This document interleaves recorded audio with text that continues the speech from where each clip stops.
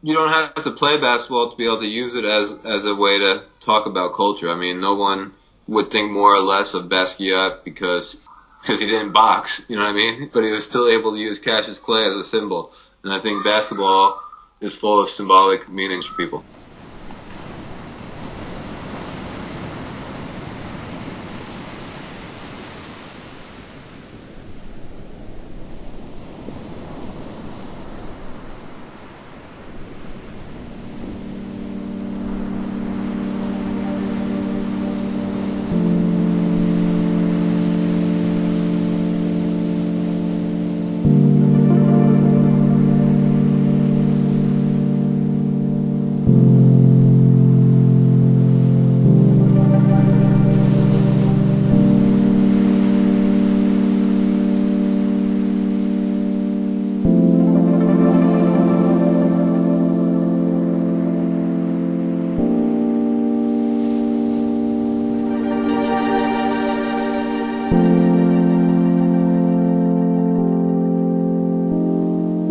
Culturellement, quand tu parles basket, ça sonne hip-hop, ça sonne graph, ça sonne dance, ça sonne jazz, ça sonne vraiment tout ce que tu veux. C'est vraiment l'un des rares sports que tu peux facilement connecter avec cette culture urbaine en fait qui est au-delà.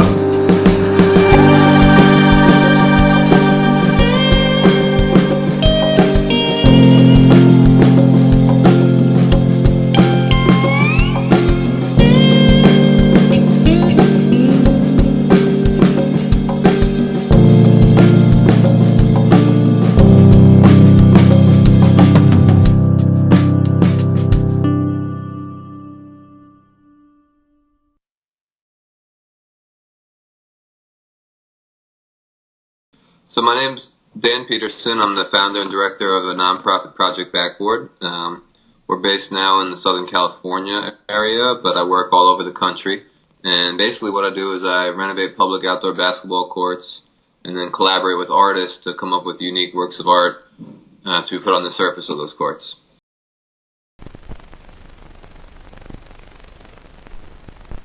When I was a kid, whenever I traveled, I always tried to one of the first things I did was went to play basketball, because not only was that like where I felt at home, but also as a way to kind of immediately engage with people who lived in different communities. And I think, one of the nice things about outdoor basketball is you can play without speaking the language. You can go anywhere and get in a game, and basketball itself is universal, even if people play different ways, different places. They may have different rules, but you'll pick up on that quick enough. But just to get in a game and start playing, you can do that anywhere. And so I think basketball, and athletics in general, are one of the things that transcends all differences, whether that's language, gender, race, whatever it is. You get together on a basketball court and political differences, whatever, everything disappears.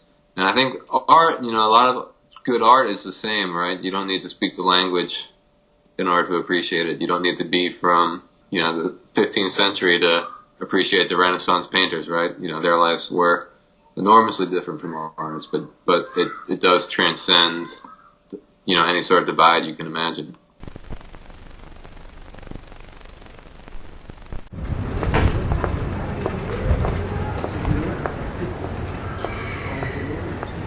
Je m'appelle Ahmed Taofik, originaire du Bénin. J'ai fait mes études aux États-Unis, après je suis venu ici, j'ai bossé un peu pour Nike, ensuite j'ai rejoint Pigalle.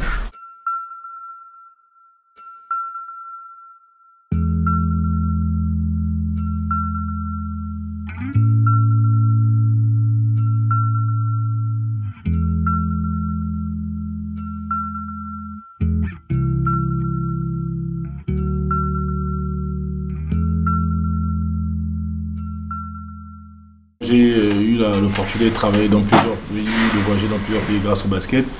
Tu arrives sur un terrain, quand tu dis check, tout le monde comprend de quoi tu parles.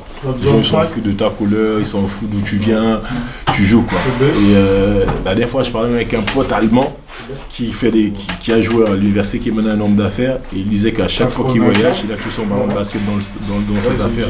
Et n'importe quel endroit où il va, même s'il ne parle pas la langue, il se fait des amis rien qu'en jouant au basket quoi.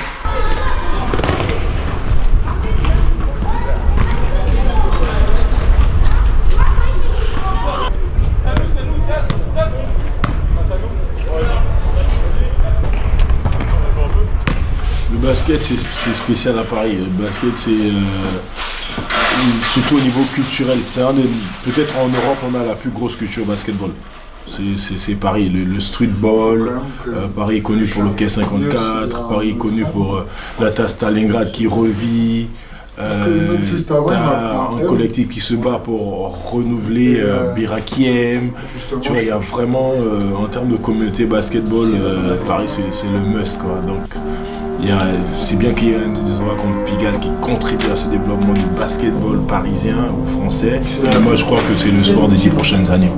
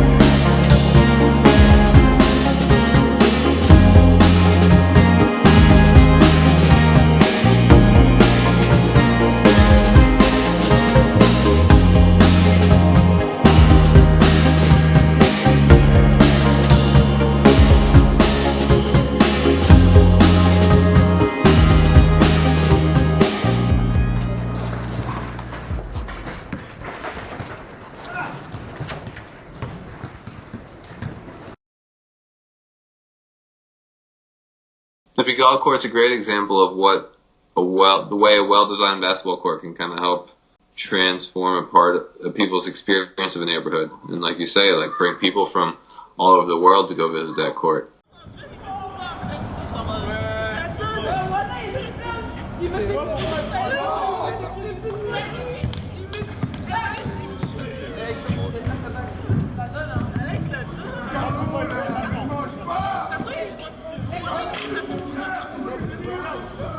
Là-bas, c'était entre un parking et une cour d'école, c'était vraiment entre les deux, quoi. Mais maintenant, c'est un lieu mythique. Et Stéphane, grâce à son apport et le travail de Nike, arrive maintenant, tous les 2-3 ans, à changer le design de ce lieu pour le faire vivre et le rendre le lieu qu'il est aujourd'hui. Ça fait retentir déjà le nom de la France à travers le monde. Le nom de Paris à travers le monde, le nom de Pigalle à travers le monde. Et pour les basketteurs, c'est un lieu qui est cool, mais après ça devient compliqué vu qu'il devient un lieu super connu. Il y a un moment où tu ne peux plus trop pratiquer le basket à fond comme tu as envie de pratiquer. Donc il faut un peu cohabiter avec les gens qui viennent faire des photos et tout ça. Donc c'est vraiment la limite entre lieu de sport qui est un lieu connu et un lieu qui devient un lieu culturel, qui devient un lieu pop, qui devient un lieu très connu, quoi.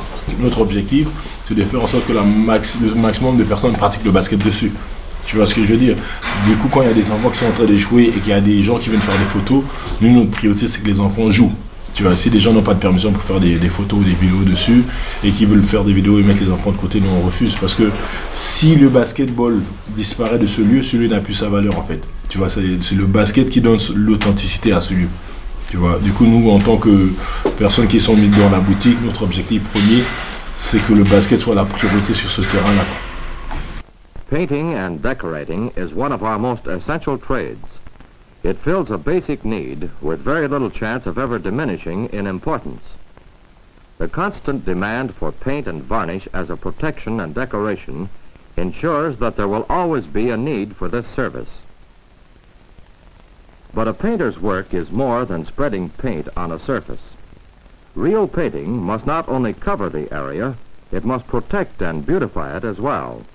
One of the questions I get about the work is like, for people who haven't played on these types of courts is, you know, isn't it distracting, or you know, what does it feel like to play on it? And I can say, like, as someone who played Division I basketball and did a lot of outdoor basketball as a youth, it's not distracting at all. You don't notice the art at all when you're playing on it. In fact, like, when I think about all my experiences of playing basketball, those sorts of multi-use courts you're talking about, the basketball, volleyball, pickleball lines all crisscrossing, those have the potential to be more confusing than an art basketball court. You know, I tell artists, like, look, the power of your work can't depend on being able to see the entire work of art at one time with the right perspective, because it's not how people are going to experience it. And I even, I started doing this work before I even had a drone. Like, the drone camera photos that people like and enjoy and follow are great, but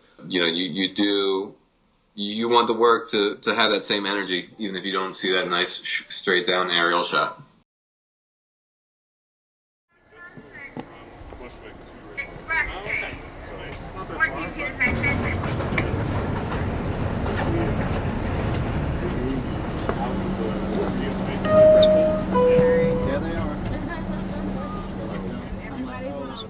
My father was from Queens, and we used to, every summer go down and play in summer tournaments in the parks around New York City. And, the outdoor basketball experience in New York is kind of like another. In most cities you live in, you can't just walk out to the park and get a game. Where in New York, you walk out to the park, you're going to be able to find a game, whether it's 3-on-3, 21, 5-on-5, there's going to be someone else playing. And so I think a lot of what I do with Project Backboard was inspired by this desire to create a magnet that's going to draw people back out to the public parks. Using art as a lever to bring some of the other vibrancy and activity back to public parks in cities where outdoor basketball courts aren't as busy as New York. Yeah.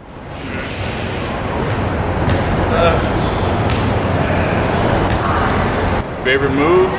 The Californian. It's behind the back and then spin the opposite way. From Above the Rim, the movie Above the Rim, the guy used to do it all the time. And then my uncle, he played it before me, and he was really good. And he hit me with that same move when I was a kid, real young, and he murdered me with it. And then so he hit me on the back and he spun that way. So I thought I had him the next move, and he did it again, but he countered it and spun the opposite way and killed me. And ever since then, that was my favorite move. I grew up reading all the basketball books, watching all the basketball movies. So Hoop Dreams was one I loved.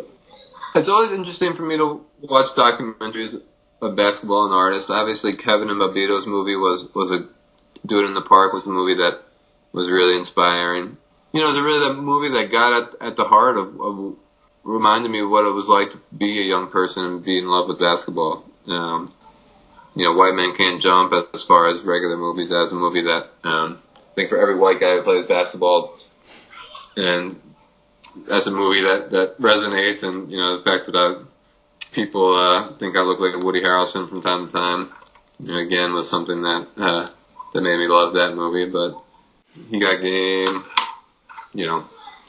Above the Rim, I remember that movie Above the Rim more for the soundtrack, actually. That was there was a summer where every time we went to play basketball, we were playing the Above the Rim soundtrack.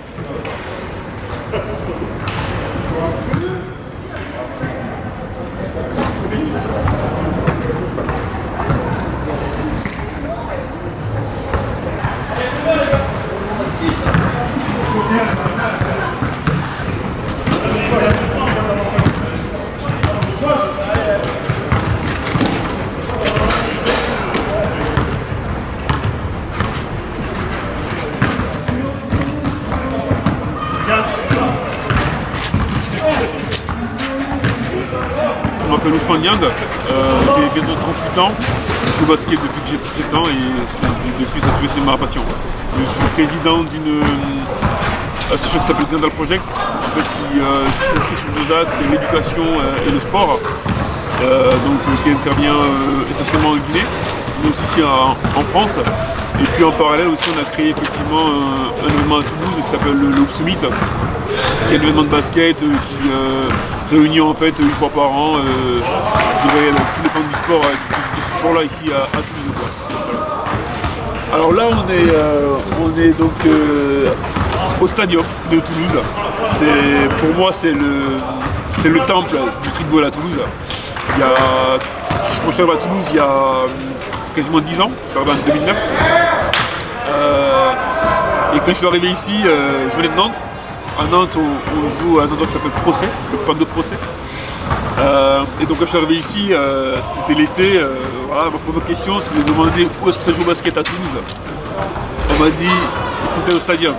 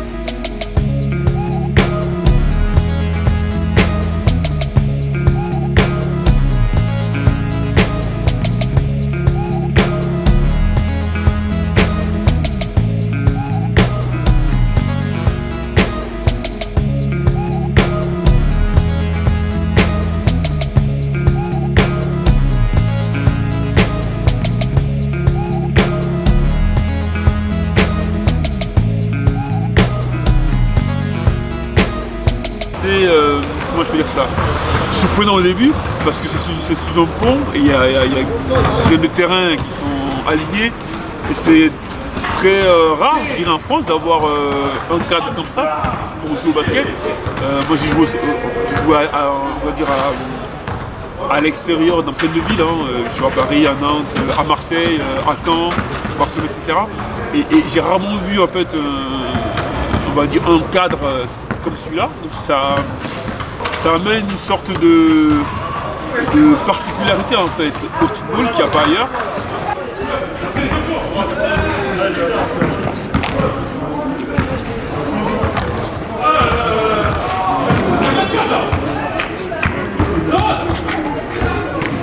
Quand je venais au stadium en fait pour jouer, les dimanches surtout, ça jouait beaucoup le dimanche, il y avait vraiment du level, il y avait vraiment beaucoup de bons joueurs qui venaient jouer. Et c'était rempli, il y avait aussi le public qui venait parce qu'on venait toujours avec la famille, les amis, les potes, même ceux qui ne jouaient pas en fait, on sentait qu'ils étaient contents d'être là, ils avaient du plaisir à passer du bon moment alors qu'ils ne jouaient pas, ils étaient juste assis, ils regardaient, c'était vraiment blindé. Et quand tu perdais un match, je te disais tu pouvais attendre une heure avant de rejouer, donc ça me faisait monter le niveau de jeu, la dureté aussi.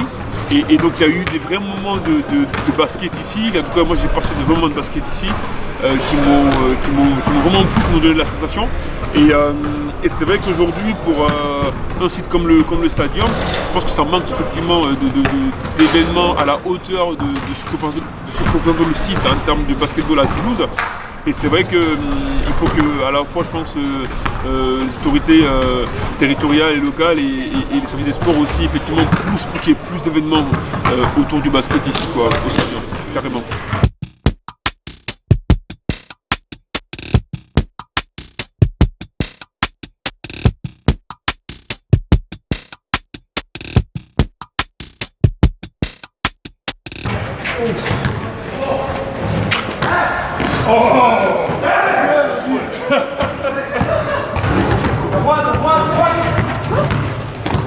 Oui, monsieur. Oh, par contre, amusant.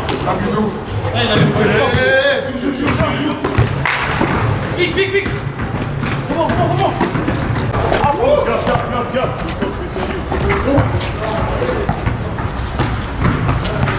Comment ça? Non, les gars, je n'ai pas, sinon.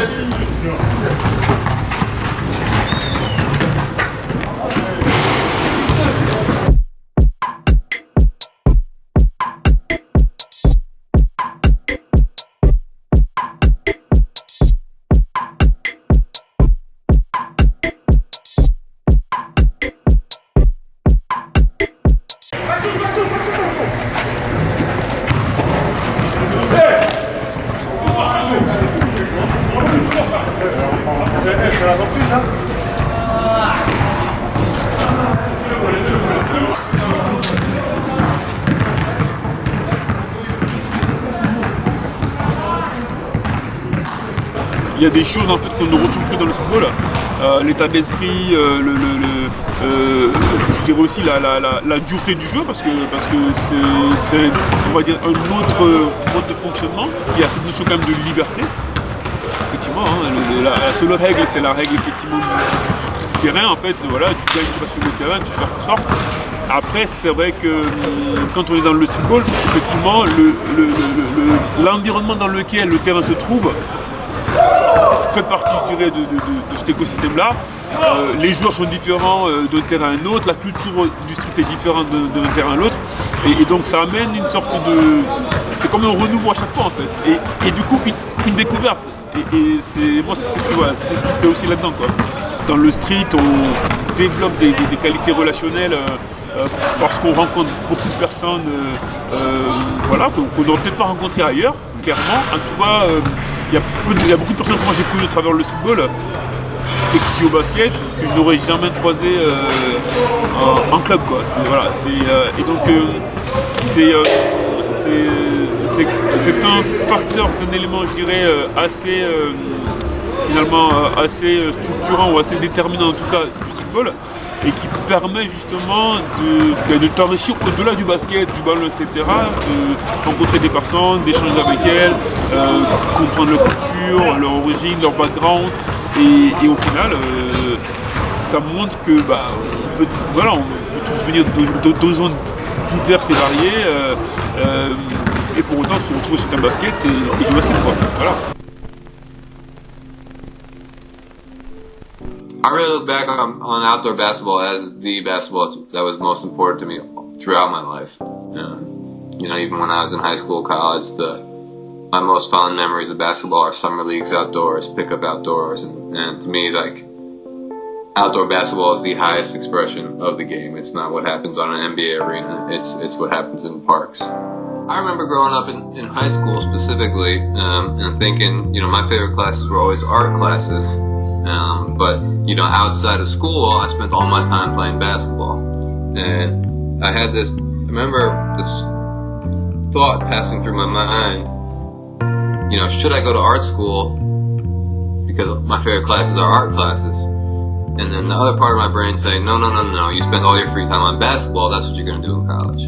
In my youth and ignorance, it never crossed my mind that you could go to art school and play competitive basketball. There wasn't a lot of role models where I was from, where you could see this kind of overlap between art and basketball. And, it was just seen as you were one or the other. Now I think there's more, you just get to see more of that, which I think is great. And, I think, the idea that, however it is that you can express yourself and put yourself in an environment where you're comfortable expressing yourself as a young person, I think is important, and I think it's worth pursuing. A lot of artists that use basketball to say, whether they're basketball players themselves or not, but to comment on community and comment on pop culture. Guys like David Hammons, Terrell Winston, New York Sunshine. A lot of artists that maybe don't have a basketball specific background, but there's so much kind of embedded in our culture about basketball that they can use it to say something more meaningful about us.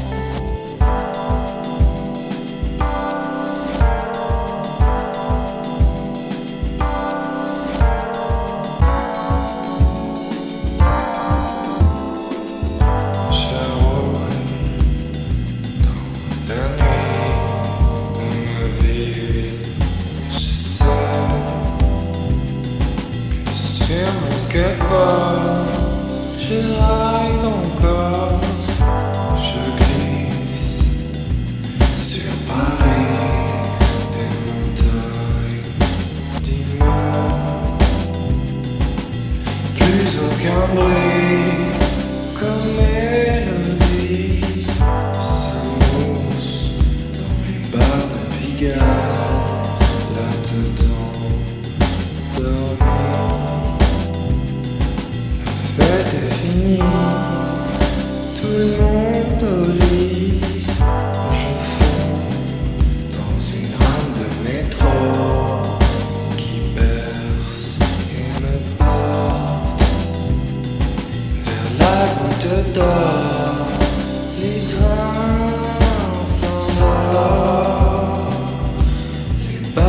fermés, les kebabs apportés. Je montre et miraille et me couche en vrac.